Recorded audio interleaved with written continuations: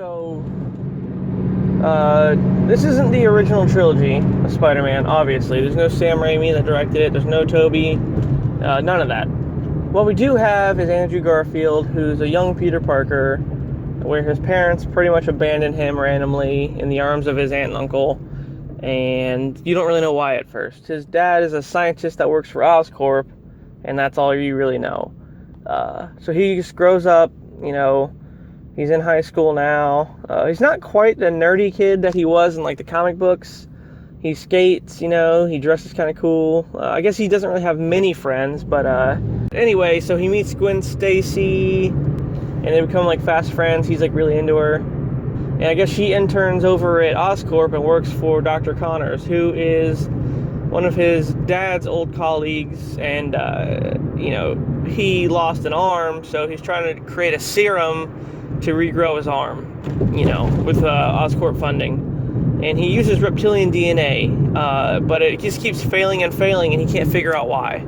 So Peter, finds, this old document that has, this algorithm in it that he gives to Dr. Connors, and then he's able to complete the lizard serum with that.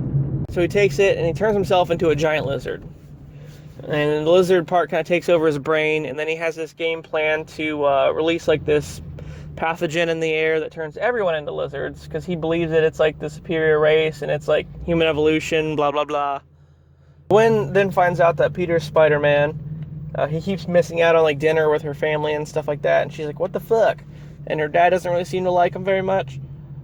But that's because he's Spider-Man. He's busy, leave him alone.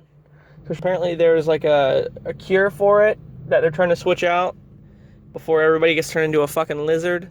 So they have a huge battle. He ends up saving Gwen, but her dad, Captain Stacy, gets killed in the crossfire.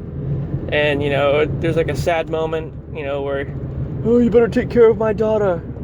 So then they release the cure for everything, and everybody turns back to a human being, and including Connors, but then Connors gets incarcerated at Ravencroft, where he's visited by a man in black, and they just never really mention that ever again. I guess he's supposed to be part of the Sinister Six, but I don't know. Anyway, so then, yeah, Peter and Gwen live happily ever after. That's it.